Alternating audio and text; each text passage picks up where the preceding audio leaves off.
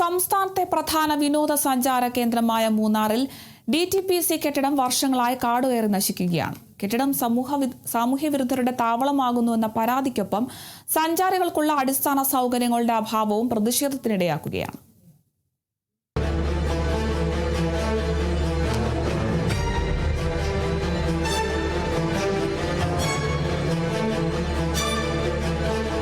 മൂന്നാർ ടൗണിലെ DTPC കെട്ടിടം വർഷങ്ങളായി പരിപാലനമില്ലാതെ ഉപേക്ഷിക്കപ്പെട്ട നിലയിലാണ്.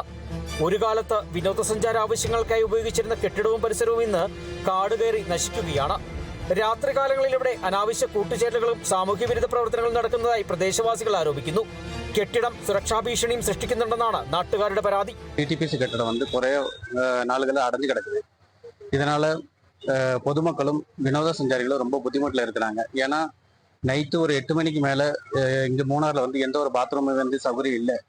இப்போ அதனால் இப்போ பாத்ரூம்காக வேண்டி நிறைய டூரிஸ்டுகளும் ரொம்ப புத்திமுட்டில் இருக்கிறாங்க. அதனால் அது மட்டும் இல்லாமல் നൈറ്റാണ് വന്ന് സാമൂഹ്യ വിരുദ്ധർക്കുള്ള ശല്യം ரொம்ப കൂടുതലായി இருக்குது.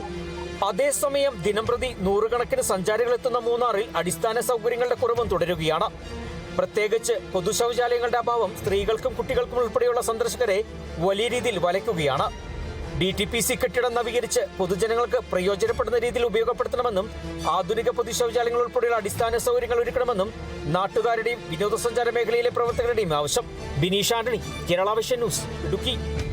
ബ്രാൻഡഡ് ബാത്റൂം ഫിറ്റിംഗ്സുകളും കിച്ചൺ ഫിറ്റിംഗ്സുകളും ഗ്യാരണ്ടിയോടുകൂടി ഫാക്ടറിയിൽ നിന്നും നേരിട്ട് നിങ്ങളിലേക്ക്. ഗ്രാമിന് ₹1 എന്ന ഏറ്റവും സുതാര്യമായ വിലയിൽ ലേറ്റസ്റ്റ് ബാത്റൂം ഫിറ്റിംഗ്സുകൾ ഇനി നിങ്ങളിലേക്ക്. കിലോ ബസാർ, നിങ്ങളുടെ വീടിന്, നിങ്ങളുടെ കുടുംബത്തിന്. For your home, for your family.